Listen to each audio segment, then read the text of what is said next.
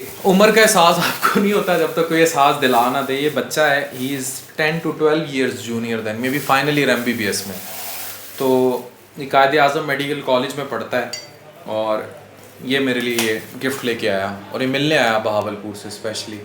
और ये मुझे जिस चीज़ पे सपोर्ट कर रहा था या बात कर रहा था वो ये कह रहा था कि आपने हमेशा एक बात की है कि फ्रीलांसिंग की तरफ आना चाहिए डॉक्टर्स को ना, IT की इंडस्ट्री की तरफ आना चाहिए।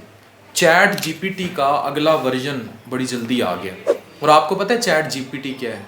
चैट जीपीटी ये है कि आप उसको कहें, basically human machine talking to you, आप उसको कहें कि जनाब मेरा ये आइडिया है, आपका क्या ख्याल है, वो कर देगी।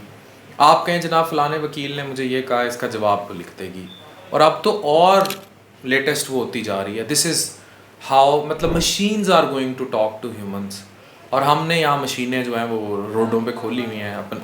और हम तरक्की तो दूर की बात, हम अभी तक आटे, तेल, घी, चीनी, उसी से ही रोटी रोज़गार, मकान, रोटी, कपड़ा, हम निकल ही नहीं रहे। मतलब अब निकल आओ इन बातों से। अब बात करो हाउ टू, जो इतने पैदा हो रहे हैं, इतनी आबादी है, इनको रोज़गार कहाँ से देना है। तो बच्चे किस नाम से काम करते हो आप सोशल मीडिया सर पे? सोशल मीडिया डॉक्टर जी के नाम से मेरा है। क्या काम करते हो, क्या बताते हो लोगों को? सर उसमें मैं शुरू में जब मैं फर्स्ट ईयर में था तो शुरू कुछ इस तरह से हुआ, मैं अपनी लोअर लिम्ब की स्टेज तैयार कर रहा था। तो उसमें कुछ ऐसी चीज़ें जो मैंने पढ़ने के साथ साथ वो ट्रिक्स बनाए थे जब तैयार करते हो, निमोनिक्स बनाए थे? निमोनिक्स बनाए थे और उसके प्लेक्सिस वगैरह ड्रा करने के तरीके बनाए थे। लेकिन जब मैं फाइनल तैयारी करने लगा वो मुझे जहन में नहीं था। फिर मैंने सोचा कि मैं ऐसी चीज़ करूं कि जो दूसरों के भी काम आए और मुझे ख़ुद भी रिवीजन में आसानी हो। तो उस वक्त ये इस छोटे से आइडिया से शुरू किया।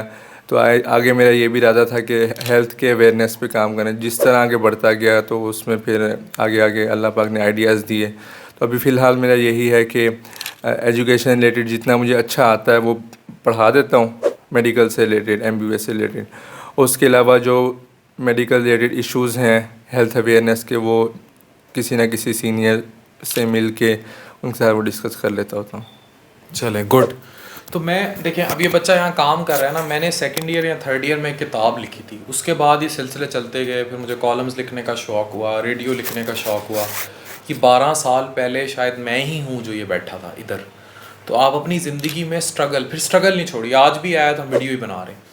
तो अपनी ज़िंदगी में जो परसिस्टेंस होती है वो आपको कहीं ना कहीं ले आती है। लेकिन मेरे लिए जो सबसे बड़ा डिज़ास्टर अलमिया है, अब MBBS के बच्चे भी हैं, चीज़ें भी हैं, Pakistan is going to face inflation a lot. Pakistan में आने वाले वक्त में आबादी, उनको जो खुराक देनी है वो, और बेरोज़गारी, ये बहुत बड़ी मुसीबतें बन जाएंगी। और अगर हमने आज इन पर ना काम किया और ना सोचा तो तबाही आपके घर है। होगा क्या? होगा ये कि क्राइम फैलेगा, खुदकुशियाँ फैलेंगी, डिप्रेशन फैलेगी। अभी भी अल्लाह की, मेरा ट्विटर देखने को दिल नहीं करता। मैं ट्विटर की स्पेसेस में रात को जाता हूँ, वो फ़ौरन, मेरा एक तो वेरीफाई है, दूसरा 4-5 लोग जानते हैं, वो फ़ौरन मुझे स्पीकर के लिए बुला लेते हैं। अब वो स्पेसेस होती हैं जिनमें 5-5, 6-6 हज़ार बंदा सुन रहा होता है, उसमें हर तरह के लोग हैं उसमें, और वो ज़्यादातर पॉलिटिकल स्पेसेस होती हैं। और उसमें फिर जाहिर है वो लोग भी हैं जो सुन लें तो फिर आपको ऐसे फ़ोन सुनने पड़ जाते हैं, चीज़ें हो जाती हैं, तो बंदा परेशान रहता है कि यार बंदा बोले ना बोले, लेकिन फिर बाज़-औक़ात बंदा वोकल आउट कर ही देता है चीज़ें। लेकिन मैं उन स्पेसेस में भी जाके एक ही बात करता हूँ कि जिस तरफ भी मुल्क के हालात लेके जा रहे हैं, इसको इंतशार फैला के, इतना करके, चीज़ें करके, वट एवर द कॉज में भी, वट एवर द सर्कमस्टांसिस में भी, क्या हम में से किसी को नस्ल की फ़िक्र है? किसी को भी? All political parties, totally whosoever is ruling this country, हम में से किसी को इस मुल्क की नस्ल की फ़िक्र है या सबको अपनी अफरा तफरी पड़ी हुई है? ये सवाल जो है ना, ये मुझे रात को सोने नहीं देता। और ऑलमोस्ट मैं गया पर ट्विटर स्पेसेस में, मैं PMLN की स्पेसेस में भी गया, मैं PTI की स्पेसेस में भी गया, और मैंने बड़ा वोकल आउट स्पीक किया इस बात को कि हम में से किसी को भी ये फ़िक्र है कि हमारी जो नौजवान नस्ल है वो किस तरफ जा रही है, वो सोच क्या रही है, उनका विजन क्या है, क्या IT इंडस्ट्री जो दुनिया पागल हो फिर रही है, चैट GPT, फलाना ढिमकाना, बच्चों को मतलब ही नहीं पता उनके। हमारे पढ़े लिखे डॉक्टर्स को आर्टिफिशियल इंटेलिजेंस का नहीं पता कि आने वाले वक्त में और बेरोज़गारी बढ़ेगी, when machines will replace people in the world. अभी तो आप ओवरसीज़ पाकिस्तानी बाहर बैठे हैं ना, इनको रोज़गार मिल जाते हैं, कोई कंप्यूटर ऑपरेटर है, कोई सामान उठा रहा है, कोई डॉक्स पे है, कोई कहीं है। Imagine when you people will be replace by machines. जैसे कंप्यूटर आया तो वो टाइपराइटर और ये कितनों का रोज़गार आउट हो गया, मिला भी और आउट भी हो गया। मिला उनको जिन्हें काम आता था। इसी तरह अगर आने वाले वक्त में ये काम ये नहीं सीखेंगे, तुम तो 1857 की जंग आज़ादी में ईस्ट इंडिया कंपनी जो है वो तुम्हारे बहरी बेड़े लेके उतर रहा है, और तुम लोग जो है वो पड़े हुए हो अपनी मुग़लों की तरह मुजरे देख रहे हो, तुम लोग आखिरी मुग़लों की तरह। शर्म भी नहीं आ रही, शर्म भी नहीं आ रही, शर्म भी नापैद हुई।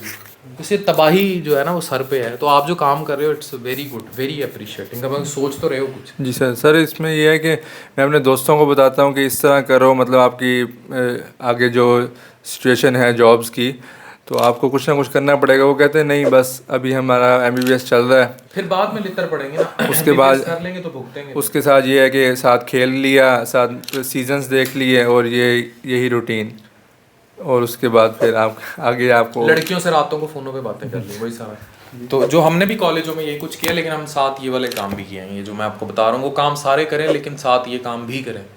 तो ये बड़ा ज़रूरी है। ये ट्राई टू अंडरस्टैंड। आप किसी भी हॉस्टल में पढ़े हैं, किसी यूनिवर्सिटी में, मेडिकल कॉलेज में, इंजीनियरिंग कुछ भी कर रहे हो, पंजाब यूनिवर्सिटी में, BZU में, एनीवेयर, खुदा के लिए कुछ सीखो साथ बच्चों, खुदा के लिए कुछ सीखो। पाकिस्तान में अभी 24-25 साल के हो गए, फिर तुम वही लड़की जिससे फ़ोनों पे बातें कर रहे हो, तुम्हारा शादी का मूड बन जाएगा, और अगर गलती से वो मान गई, क्योंकि वो भी 10 जगह और बात कर रही होगी, तो फिर वो आटे दाल रोटी कहाँ से करोगे पूरा। शादी होती है, माँ बाप तो हाथ खड़े कर देते हैं। क्यों रमज़ान मेरे कैमरा मैन से खड़े कर देते हैं, खुद करना पड़ता है। फिर खुद सोचें, खुद सोचें। Thank you very much.